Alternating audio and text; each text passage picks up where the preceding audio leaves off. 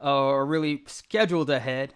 But I've been doing these live interviews, highlighting different members of the community, and I figured since Meridian is right around the corner, why not try to get in contact with the biggest person in our community, Denelle Dixon. So I reached out to Zach, made a couple connections, and I think I have a direct link to try to go ahead and give her a call. So let me go ahead and try to do that right now. Not gonna make any promises, but I'm hoping that this works. Give me 1 second. All right, let's see here, and all right.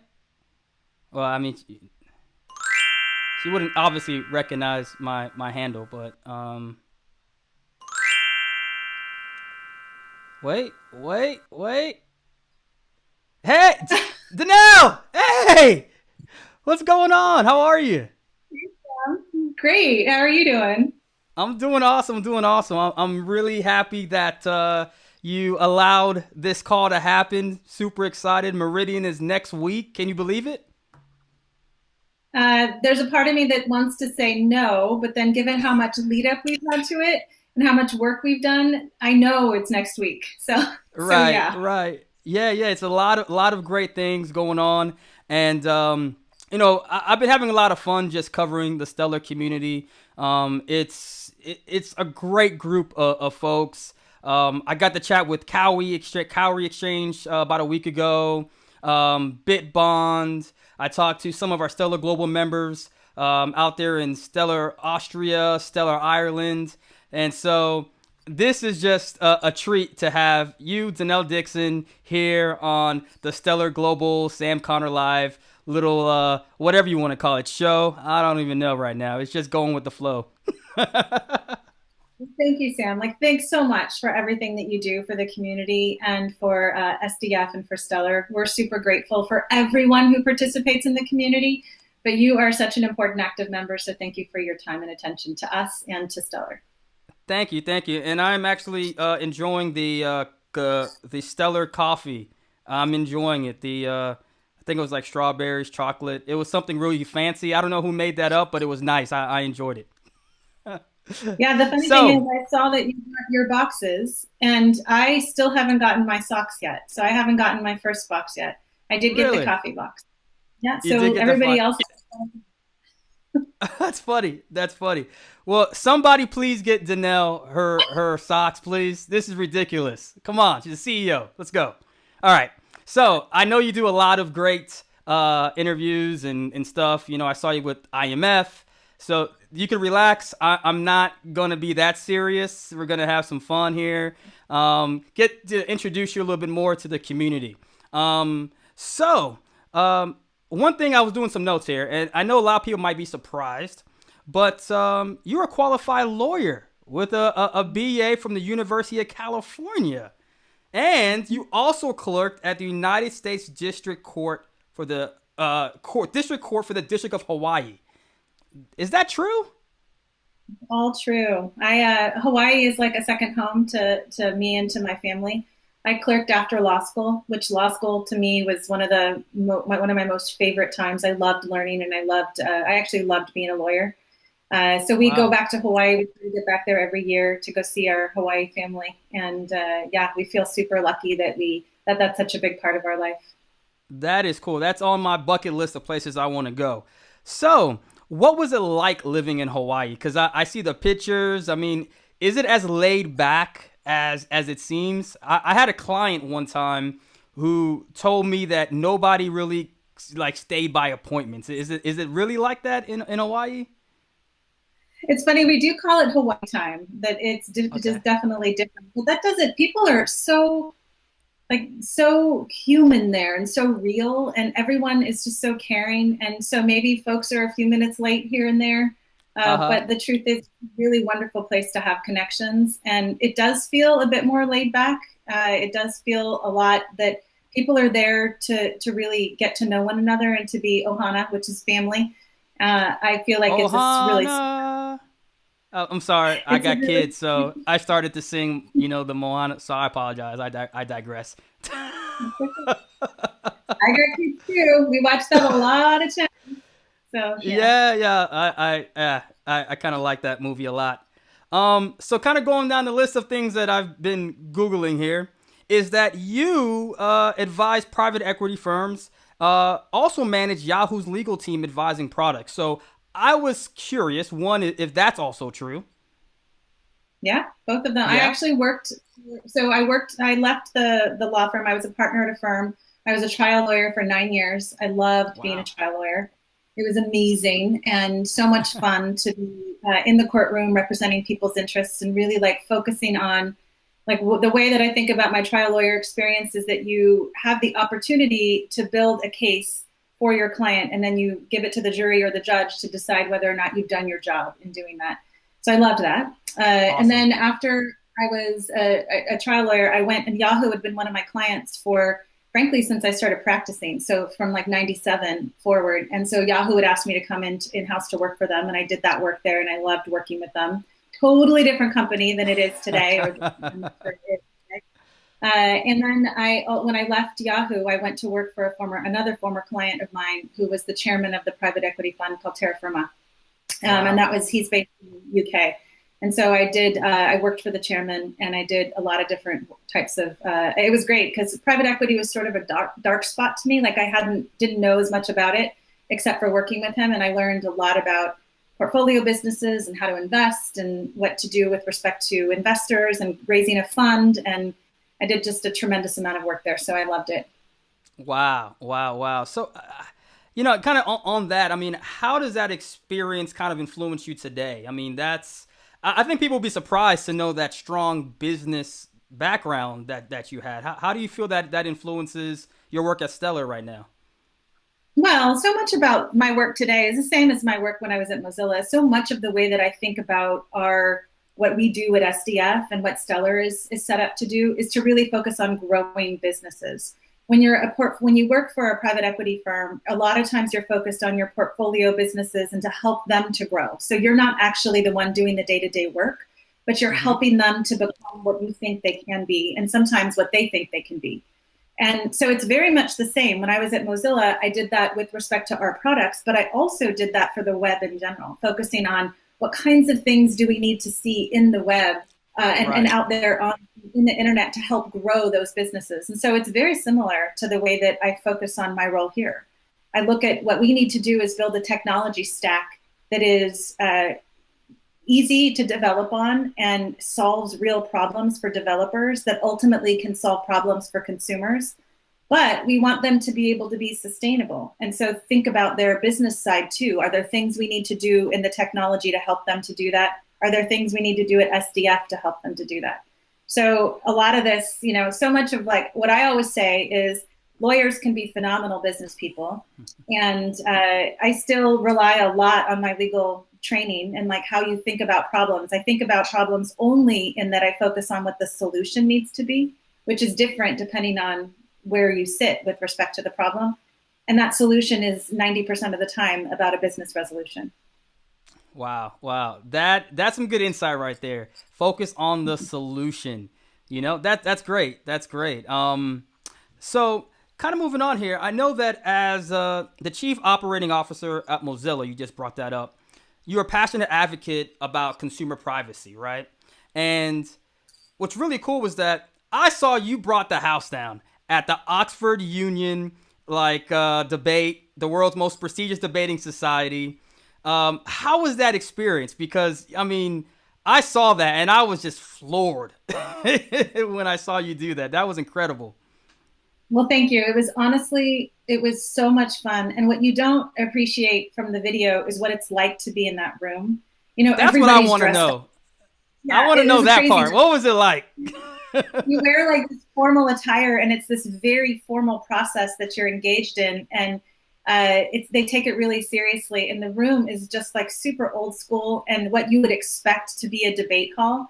And I had never done anything like that. I'd been debating and obviously done trial work for years, but this was just really different. And I mean, if I'm super honest, like I felt like it Yeah. was totally in my brain. Like that is the thing that I love is to do those kinds of things, like spontaneous speaking on issues that are relevant to today. Like that one to me one of the most important things is like focusing on security you can't have privacy if you don't have security. And so from my standpoint, like how you ensure security in technology and make sure that governments don't get to intervene to change things, like it still is, I'm super passionate about it. So much that, like the decentralized nature of Stellar really, really suits me in that mindset very well from a security standpoint. But honestly, that time it was just a ton of fun. It was like I was in my element. I could do that forever and be super happy. Well, and that's what really stood out to me, Denelle, was, as I started really looking at some of the, your speeches and what you've done, is that you're passionate about it. And one thing that I've seen in businesses, I've met CEOs all over the globe, is the ones that are successful are the ones that are passionate. The ones that change the world are the ones that are passionate, where you can't put time on the hours. And I felt good to know that, okay, Stellar is this, like you said, a large decentralized system dealing with payments and data. To have someone like yourself behind the helm, ensuring that, privacy and all these things are coming together was really comforting and extreme. And I encourage everybody to go look it up, because it is phenomenal. It was awesome. It was really awesome. Thank you. I hope that I would love to do it again someday. And thank you for all of that. I think it's really important to have a passion about what you do. It's one of the things that when I started having kids, I always felt that if I was going to spend time away from my kids, I didn't have a choice not to work. And so if I was going to do that, I was going to love what I did. And it was one of the things that I still feel that way today. You have to love what you do in order to be able to spend the time that you have to spend away from them, to be able to, create whatever success you feel like is important for your life. You're inspiring. You're inspiring. Now, that debate did really raise your profile. But later, you did a TED Talk, and which another one of my bucket lists. So you got a lot on my bucket list, in case you're not realizing, Hawaii and all this stuff. So you did this TED Talk on the online privacy. It doesn't exist. And in that, from that speech that you did, you mentioned that it made you aware of just how vulnerable our privacy was, right? It elevated you onto a larger platform. You had this private investigator, if I'm remembering this correctly, that you hired, just gave them your name, and they were able to find a photo of your son leaving the house. And that changed everything for you. So I guess, what was that like? And what can we do? What did you learn from that we can do to help, protect ourselves? Myself, I'm online every day now. So, what did you learn from that experience? Yeah, so it was fascinating. The idea behind it was, we know that we are usually the ones responsible for putting a lot of our data online. Sometimes we're not, right. Sometimes others do it. For the most part, we can do that. I have always been super controlled about my personal information and that of my boys getting online. And so I felt like, why don't we just give this a try to see how they can get offline data and see what they can combine with what they know about me online. And I was really surprised when I received the report from them. I didn't actually ever meet with them, so they didn't know what I looked like. They didn't know anything. Wow. I actually had my chief of staff hire them, so they didn't know. All they knew was my name. And so they only had, I think it was 5 days. I can't remember, maybe 7 days to do the analysis. And they came back with hundreds of pages of information about me, about, the cars that I drive, the cars that my boy's dad drives, a lot of different components to it that were wrapped into it. And they had been outside of my house. I run every morning at 6 a.m. And they had pictures of me running. And I was like, how did I not see them?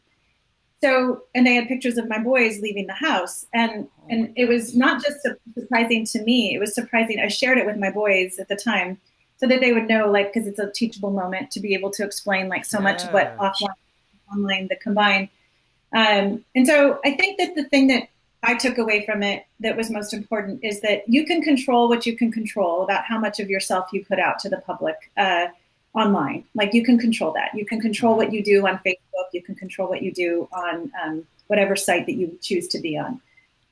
What you can't really control is what happens with offline data, because offline data is accessible. What you may not realize is that how much of your if you go through any kind of personal proceedings, whether they're custody proceedings or divorce proceedings or whether you purchase real property, all of that stuff is available. And so you just need to know that. And I think the knowledge is the most important thing. And then you have to figure out like what you want to do about that afterwards, right? Like you know it and then you go, okay. So then you may be more mindful about the choices you make publicly, or you may just need to know it enough. So it just depends. Like everybody, what I always used to say about privacy is that privacy is one of those things that it's a, you know, there's a line, and some people care on this side of the line and some people care on this side of the line. But for the most part, you need to figure out where you sit with that. And so I think that that's the most challenging and the most important thing to figure out. Wow. That's, yeah, see the other side of it, you know, you didn't share in the TED Talk. So that is pretty alarming. And so in the offline data, because you're right, I try to be very conscious of, you know, even if I post a photo, making sure that I'm not posting with metadata and stuff like that. But like you said, I never thought about all the offline data that's out there. So very interesting. So, you know, kind of going back to your passion, you know, as I was, you know, hearing you speak, I realized that you have a bigger purpose. You know, you really are an inspiration. You inspire a lot of people. And there's millions of women that are watching you and listening to you and being inspired by you. Are you conscious of that? Are you conscious of the inspiration that you are to so many people? No, I mean, I think it's funny because I think about who I am. I'm just a woman from Gilroy, California, which is a super small town in Gilroy where I grew up, and my parents always supported me in whatever I wanted to do, but I was the first person to go to college in my family, and that to me is probably the most important thing. The rest of the stuff that I do it because, you know, as I said, I go back to my kids. Like when I decided to become a mom, I needed to make sure that what I did in my life was something that I was going to have my boys look up and say, she's doing something that she cares about, and she's doing something that she's good at, and she's doing something that's going to be good for whomever that might be, whoever is on the receiving end of it. So I'm super grateful for you to say that. But from my standpoint, I just look and you know, if you have children, which I know you do, you get your children kind of put you in check every single night at dinner about how important and thoughtful and wonderful you might think you are. You can get put in check for them. Yeah. I'm like, hey guys, hey, quiet down. I'm talking to Denelle Dixon. They're like, all right, just close the door, please. So no, that's so true. And you know, it's funny you mentioned dinner. That is something that I don't miss. I do not miss that time, dinner time. I'm gonna enjoy it as long as I can until they're in somebody else's house. So that's good. You know, okay, going back to another thing in your TED Talk that you did, you talked on trolling, sexism, and that's something, you know, we have to admit in the crypto Twitter, you know, world is something that exists. You know, we see it all the time.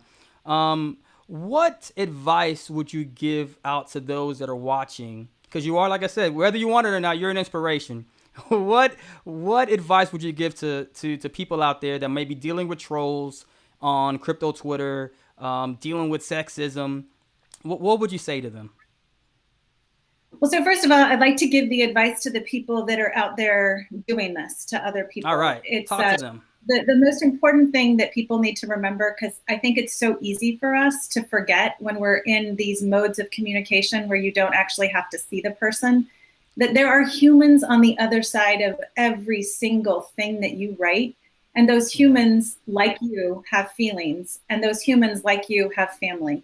And those humans, like you, might have children. And all of these things are impactful to them in ways that you might forget as you're typing your really nasty statement to that person, because they sit on the other side of a text message or an instant message or on Twitter versus somebody that's sitting right in front of you. You wouldn't act that way in person. At least I hope you wouldn't. So that's the first thing. With respect to the receiving end of it, I get a lot of it. And, you know, it's funny, I've gotten a lot of it for a lot of my career. And some of it was based on the fact that I was a woman. And some of it's just based on some of the views that I've expressed publicly. And the most important thing that I do is I do read some of it and then I ignore it. I don't engage. And I think if you engage with the trolls, they get exactly what they want from you. Sometimes I'll engage with my partner. I'll say, can you just come here and let me read this to you? Let me just respond to it so that I could just like get someone's reaction to it. Ah, But I don't engage. I just never have. I just feel like if you engage, it gives them exactly what they're trying to get from you. They know that they've actually impacted you, which is what they're trying to do. And it's the worst kind of thing. Now, I'll tell you, all those wow. platforms out there, those platforms need to be better at responding to the takedown requests and to the kind of bullying tactics that happen online.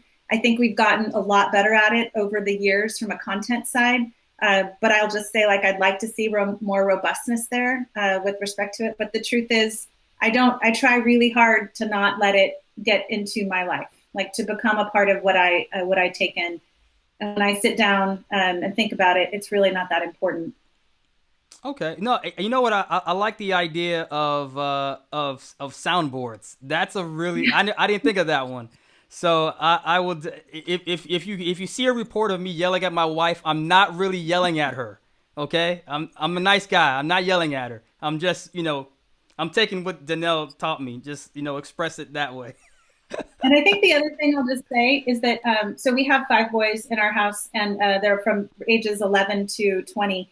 They've actually all now gotten to the place where we can engage with them on these kinds of issues. And I do teach them a lot about, and I show them a lot of the stuff that we get, and so that they can understand, like, this is coming to your mom. Now, don't Right. do this to anyone ever. And that's one of the things that I think is the most important way to, like, those teachable moments with our kids. That's what creates a better future for everyone. Good advice. Good advice. Good advice. So, moving on. So, let's talk about Stellar a little bit. Well, I guess in general, in blockchain, there's been a lot of major announcements this year. There's been a lot of major ones with Stellar.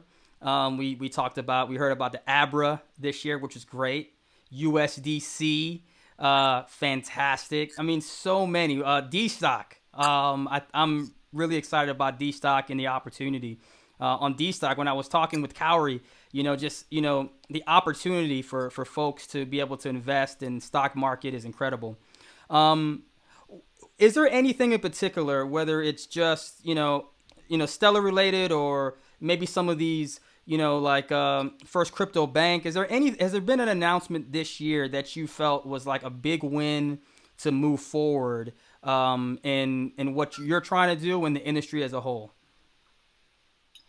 Wow, that's a really good question. I think that if I look back over 2020, there's just been so much challenge out there, and there's so many bright spots in terms of the different things, certainly that with Stellar that have happened, and a lot of the work that the SDF team has done to be able to bring new participants to the network. But I think one of the most important things for me is the fact that we actually have the US government focused on blockchain and the Yeah. US government paying attention to the value that blockchain can offer. We actually have other governments that are definitely historically and have historically been more open to it, which has been great. But this year, I feel like there's been a shift, at least in the conversations. And why that's important is that I want the US to focus on being a leader here in as much as it can be. And so I think because so many of the companies, the technology is coming from here, it's incumbent upon US regulators and US policymakers to be more thoughtful about how they can engage and what the US can do, which means, of course, that we need to engage as an industry more and more with them. So I feel like that's a really important component. And it's not because I think the US is the most important country with respect to this, because frankly, I Right. don't think it is. But I do think if it creates a lot more black and white instead of gray in some of the areas of concern, you're going to see a lot more innovation on that in that space, and I'd like to see that. So I think that that's been a really nice thing for 2020. Um, and of course, like all of the great companies that, I mean, the companies that we get to work with and the people that work at those companies and the creators there are phenomenal. And so I don't want to pick any one out to say how great it is, but Sure, I'll just tell absolutely. you from my standpoint, the value Stellar is only as valuable as we can solve problems for companies and developers and for end users. And Right. that is where we can look to see our success. Our success is evident in what we can see that others are doing with our technology. And so from my standpoint, 2020 is everything that I thought it was going to be, despite the awfulness of the pandemic, just everything that we wanted to see happen in terms of more anchors coming to the network, in terms of more companies all over the world really engaging to solve problems locally for them using Stellar. So I'm super happy with what 2020 has had to offer. I think it's been a very challenging time for many, but a good time for crypto and for blockchain. No, that's. I mean, you really hit it on the head there. I mean, it's been a great year, and like there was even a post by CoinDesk just I think it was just yesterday, where you're seeing a lot of the congressmen and women are asking a lot of good questions, and as you said, it's I think that what we are seeing is that people are waking up, just like you said, and they're curious. And I'm just happy that, like I said earlier, we have folks like you that can represent the industry very well and convey all these questions as you've done so greatly this year. So, another hats off to you. One of the things that I was excited about, and it's something that you really brought to the table and seemed to latch onto, is ease of use, right? And I've been around, blockchain for many years. And so, from where you had to if you want to send a piece of Bitcoin, you have to go this long, long process. It's something that I would talk to my mom about, but I wouldn't even dare even have her even get a wallet. I mean, it's just too complicated. I wouldn't feel comfortable. This year was the first time that I actually said, "Hey, Mom, here's an app. Try Vibrant. You know what I mean? Try it out. Here it is." Or Vega, I should say. Change to Vega. Here it is. Try it out, and it worked. And it worked. And so this was something a big focus of yours. SEP 30 I have here. You accomplished three things that honestly I would have thought would have taken a decade to happen in our industry. Work without recovery phases. So you take all those recovery phases out of the box. Prevent a third party from controlling users' accounts, and ensure a user doesn't need to remember their password. I guess if you can kind of share with us your whole, the reasoning for your focus on that, and why was it so important to focus on? Yeah, I think I look back at the early days of the web, and I think that it takes a lot of time for companies to stop focusing on the technology stack and to start focusing on usability. And I didn't want to see us spend more time focusing on the stack without regard to the usability component for the consumer. And so from my standpoint, one of the most important things is that we not only solve problems, but we do it in a way that doesn't require the end user to fully understand the technology that underlies it. And that's important because users don't have a lot of time. When we're all in the world trying to get stuff done, we don't have the time to spend and to deep dive on specific issues. I feel the same way about privacy. You've got to make it simple for them, because we know that if we have to spend a lot of time on something, we're either going to put it off or we're just not going to do it. And so for me, it's not about the technology, just needs to be there. That's a table stake. We need to be able to provide that. But the usability component is something that is not only do you have to be able to make it simple for the consumer, you have to make it simple for the developer too, because the developer needs to be able to integrate and to work seamlessly with the technology stack so that then it can offer the value to the end user. So I just took a lot of lessons from early days of the web. When the web first came on, maybe this tells you how old I am, but when it first came on, I was a young associate at the law firm. And literally we had to for emails, we charged our clients for emails because it was that's where the technology was at the time. It was you charged for every email that was sent because, it was just copying or something like that. So these are the things that I remember very vividly as being problematic in terms of the way technology grew and there wasn't a lot of focus on the consumer. And once there was, everything popped, right? Usability, UX design, simplicity, that comes into play and everything starts to work so much better when we focus on that. So I think SEP 30 to me was just when you're talking about non-custodial wallets, and which is a lot of wallets that are out there, and you want to make that simple for the end user. You want to give them, one of the things I always think about is if you're trying to tell a consumer that a non-custodial wallet is the most important thing for them, you're trying to teach them something that maybe they don't want to learn. But if you make it super easy about ease of use for a non-custodial wallet, and then they don't have to understand, well, it's about decentralization and it's about you having control all the time and it's about custody for you. Like those are things that, again, are just table stakes. And the design of the wallet makes it simple. So it's mostly it's about me putting my product hat on and thinking all the time about not asking your consumers and your developers to have to make too many choices, because if you do, then you lose that ease of use, and then you make it so that they can just as easily go to a different platform or to a different tool set. So that's sort of the focal point for me, and I see so much of this happening right now, and it makes me really happy. Good. Yeah, I mean, it is great. It is great to see it. Talking about making it good for developers, Protocol 15 is up for vote later on this month, and that's another big deal. Helping for the developer and for the end user. So just for those listening in, you got Protocol 15 will be up, and some of the two exciting features is going to be claimable balances and sponsored reserves. Why are these two features so important? Because I know we see that question a lot, and there's been a lot of hype and excitement around Protocol 15. Well, so the cool thing about, one of the things that I think about SDF's job is to really focus on the tech stack and to shepherd the code base. Building Vibrant was one of those ways to be able to showcase that, like, this is actually what Stellar can do.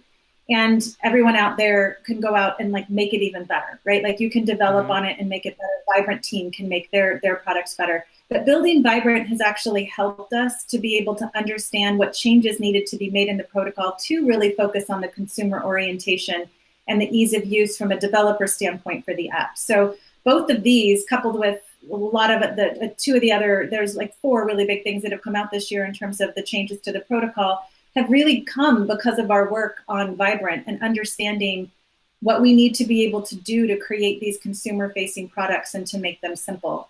So I think, both of these, the two that you just mentioned, are important depending on what you want your application to do.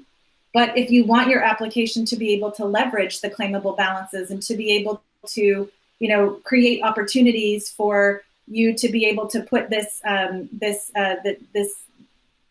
you're going to do a transaction, but put it out there and then be able to have it claimed by someone else, that could be important for your application. It certainly was something that we considered important for ours. So I think that it's just a really interesting, it's interesting when the platform learns because of what's happening in the ecosystem. And that is such an important circle that you need to always continuously have, is the feedback from the ecosystem. Here it happened to be some feedback from Vibrant and others that really helped us to understand changes that needed to be made at the network layer. And so I'm always really excited when I see that. This is what open source software is supposed to be about. This is how we're supposed to work. I'm really deeply committed to open source and deeply committed to the values that brings to lots of the players out there in the ecosystem. So I love it when that happens. And I think this is a great example of when it did. It baffles me sometimes when I think about it, right? That, there are other platforms out there still trying to make their first advancement. I sit back and I say, I can't think of any other technology or sector of business where they haven't evolved, over the last 10 years. It doesn't matter. I mean, my iPhone has evolved since last year. I bought a brand new iPhone last year, and they're already selling me on a brand new one with new features, right? My MacBook has evolved every single year. So it's amazing to think that this is Protocol 15. Like, do you ever feel like you're going to stop, or it just keeps on? It's almost like, I told somebody this. I said, Stellar is almost future proof. I don't even know if that's a real term. But that's the term I'm going to use. It's future proof, because no matter what challenges come across down the line, there's the ability and potential to adapt. And that's very exciting. Well, that's the goal, right? I think here's the thing. The way that I look at strategy, because you actually have to have strategy be involved in everything that you do when you're focused on not just a network, but also an ecosystem. The strategy has to say, what do I want to be able to do in the next 5 years? But ultimately, what is the 10-year goal? And you got to always look to the future so that you can make sure that you're not building something today that you actually needed to have yesterday. And so you constantly have to be working towards that next thing. Part of the work that we did on strategy this year, because we start our strategy work in September, same as we did last year, and we go through a lot of internal and also looking at the ecosystem and external analysis of what needs to happen. And some of it is we look at the use cases on the network today, and we look and we try to predict what those use cases will look like next year. And we try to make sure, does the network actually have the responsiveness that's necessary for all of these use cases that are being built on it? And if the answer is maybe not with respect to this one, whatever that one might be, then we need to say, okay, when do we think that that's something that's going to come into play on the network? And are we ready for it? And how do we prepare? So that you always have to look at it and say, if we're building for a use case that's going to be, we think, come onto the market in Q4 next year or in Q1 of 2022, we need to have built that already in 2021. Wow. So that's a lot of what we're trying to do for the work, is to sort of read the future, and it's not easy to do. I'm not gonna say we always get it right, but I do think that you can look at what people are doing today, and that helps guide you about what they might be doing in the future. So that's the way that we look at strategy. Strategy is always, by its very nature, imperfect, but at least if you have a strategic roadmap, then you can pivot from it if you need to. If you never had one, then you're kind of screwed, because it's really hard for you. You just keep pivoting or blowing in the wind, which is neither of which is helpful. So that's I think, I don't know if we're future-proof. I'd love to say that we were, but I'm not going to say that. But I will say that we try really hard to look at the needs and to be responsive to the ecosystem. And if there's nothing else that you in the community have seen improvement on with respect to Stellar, I've seen, even in the last year, how much better we are at engaging with the ecosystem and really getting that cyclical feedback that we need. And I'm so grateful to everyone who cares enough about Stellar to be able to offer those ideas and contributions, because that's what we're here for, really. I mean, our mission is to focus on equitable access to the financial system. But to do that, we build this technology that is not just built for us, it's built for everyone out there who's actually working hard to make it successful. Wow. You know, when I spoke with Lottie last week over in Nigeria, one thing that he said, kind of talking about the feedback, was, you know, he was really pleased because, you know, Lisa Nestor, shout out to Lisa Nestor, you know, gave him a call up. Hey, what are you seeing? How can we help? What can we do? So, you know, for those listening, she's not just saying it. This actually happens. Like, they're, you know, literally out there talking to people. So that is great to hear. And I was happy to get that sort of honest feedback from, you know, someone that's been developing on the platform for a long time. So you're absolutely right. Yeah, well, honestly, like I would love to say that we're the brilliant ones who come up with all the ideas. But the truth is we're not. We're actually only responsive to the needs of the people that we talk to. And we do. Our ecosystem team works night and day to not just talk to people out there, but also to make sure they're talking to one another.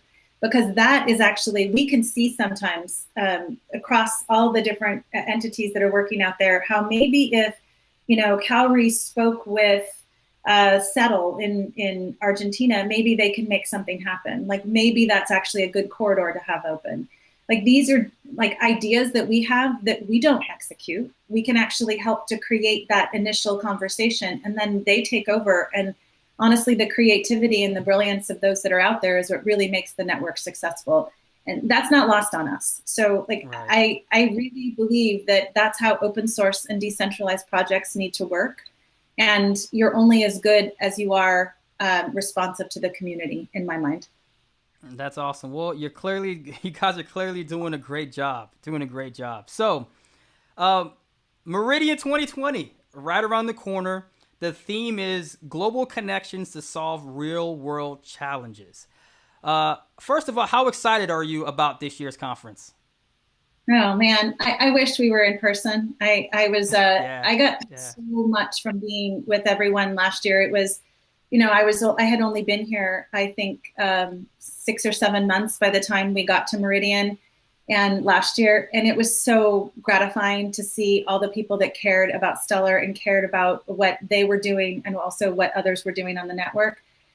So I wish that it was in person. I wish that we were, we had originally we were going to set it in Greece, and it would have been such a great place for everyone. Wait, time out.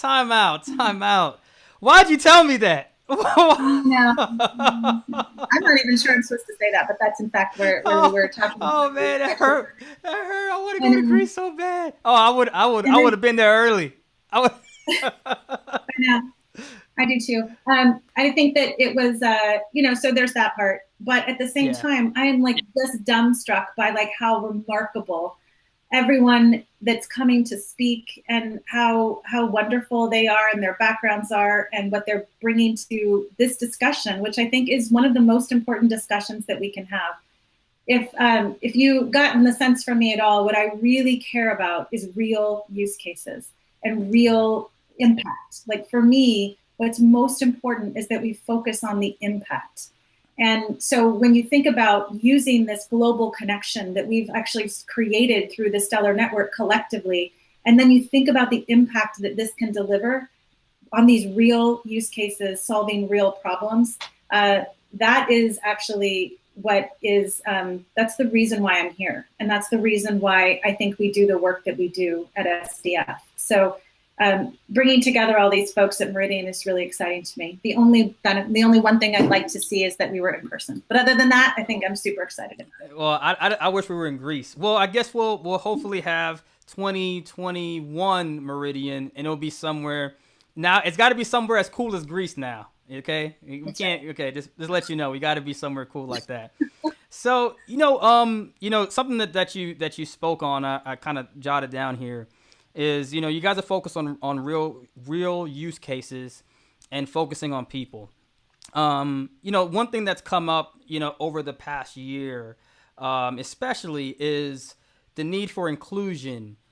Financial inclusion, diversity, and one of the things that I've seen is that you guys as a foundation have really moved forward with that, and I noticed that other big giants in the industry from JP Morgan, Citibank, and others have really started to, make that part of their mantra as well. I noticed, for instance, that at Meridian, there is a panel on driving diversity in fintech.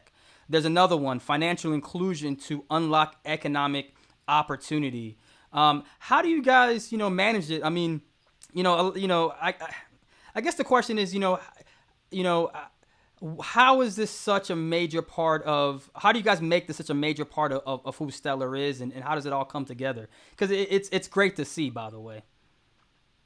Well, I'd like to take credit for that, but it's actually really about Jed, right? Like Jed and the founders of SDF and really the folks who brought Stellar to life, that was the focus that they had at the time. So we've been able to continue that focus with maybe more attention put to it in terms of just because we've had the opportunity to be here when the network is already growing. It's not rocket science to know that the way that you can really create the impact in the world is to go to those places that don't actually have the opportunities that we all take for granted. And to make it so that, when we think financial services, we think of traditional financial services that we're used to.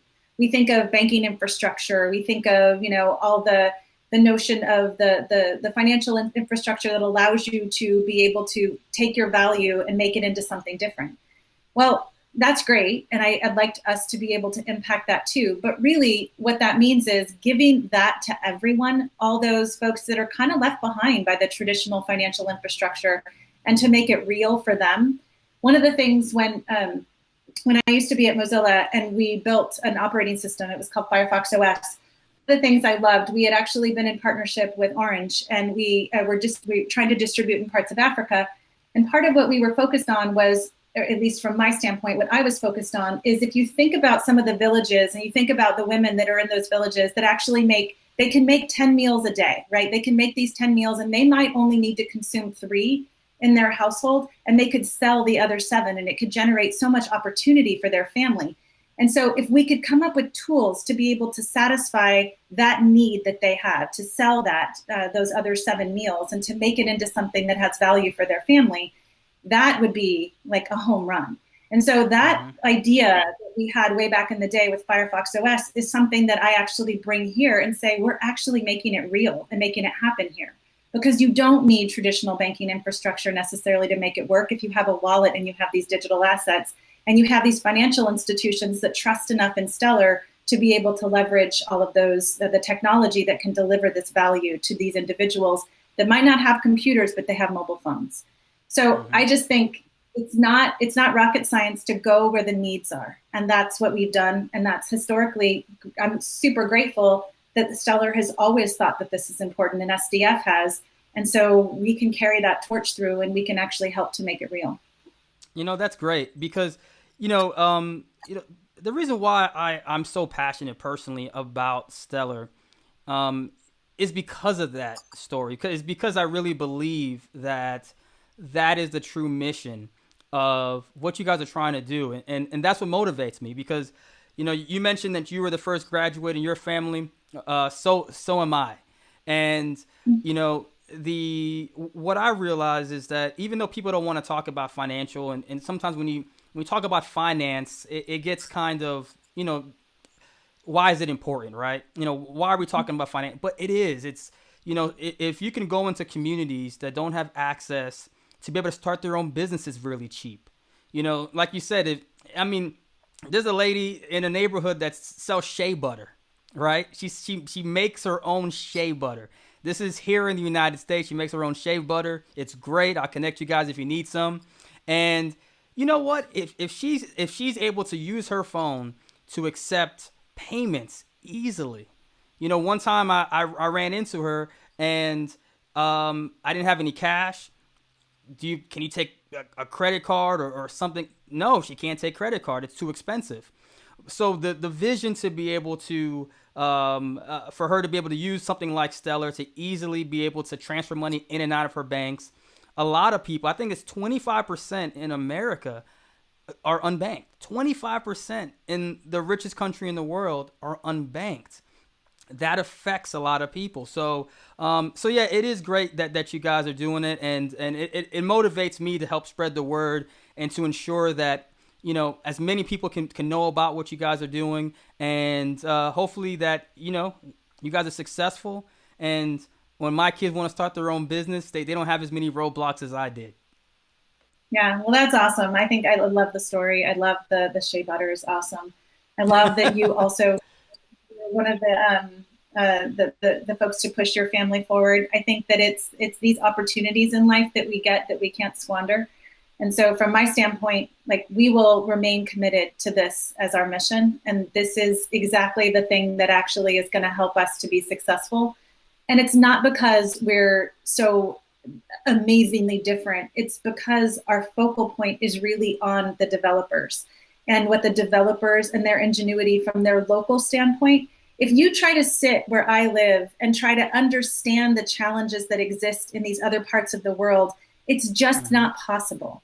We have to be able to have that global focus and the idea that we can help solve problems too, but having the local focus on the real needs of those regions is really where we need to go. And that's what Stellar offers. And so I think that, sometimes we like to think that we're the ones who can solve everything. And that's just not true. Like, we actually need to rely on the people that are experts in the regions where they are. And that's what I think we can do here. That's unique. That's a unique point that you just brought up, because you're right. When I think about it, that is a problem with so many major corporations, is that they're in California, they're in New York and Manhattan trying to, fix the needs for people that they have no communication with. I mean, we see that so often, right? With even with like advertising. Diversity. Yeah, diversity and inclusion. It's so important. I just sometimes am like, it's one of those things that, like, if you really believe that you are the only one that can actually solve the problems of everyone out there in the world, you're the problem. Like, that's totally right. Like, this is like, it's so simple to understand why diversity makes sense on so many layers. Because if you think about what we're really trying to do as a collective, is to make life better for one another, because then we can have these better global connections. And if there's nothing that we haven't learned this year, what we've learned is the impacts that we have on one another globally. And we need to take that lesson and to turn it into something good. So that's why I think that everybody who's focused on financial inclusion, who's focused on improving and creating these solutions for people that they don't know, but for people that they know have these needs, is really who I want to support out there. And and I think especially prior to this year, we had the digitization of the economy, and it was really going at a fast pace, and we were already going into that direction. Chipotle, for instance, this week announced that they were going to have a digital restaurant, first of its kind, a digital restaurant. And so, I feel that, as things start to progress, we are slowly going to get to the point where, we're going to need to make it easier for new businesses to be created. So it's great what you guys are doing. Just to wrap things up here, I really want to appreciate you so much for joining me today, joining the community, coming here live. It really was great for you to share so much insight. Is it too late to sign up for Meridian? No, it's not. No. And you should. There's so many cool things. Yes. Make sure you guys sign up for Meridian. It's going to be when? It's going to be next week, the 16th, starting on the 16th, correct? 16th through the 19th. Through the 19th. There's the also 19th. some on the 20th as well, where you can still get together in small groups. Okay. And we have the Roots performing, which is great. Thank you to everybody that got that to happen. That's incredible. The Roots are going to be there. I'm going to be on the stage with Zach and Daniel with Public Node, which is going to be really exciting. We're going to talk about that. So that's going to be great. And there's a lot of great guests. So thank you so much, Denelle. This was great. This was really fun. I appreciate you hanging out with me today. Of course. Thanks. It's my pleasure. I'm so grateful for you and for the time that you spend on our organization and on the community. So thank you. And thanks to everyone out there who cares about what we do. Sometimes I get surprised that there are so many. All right. Well, thank you so much, Denelle. You take care. Take care. Bye, everyone.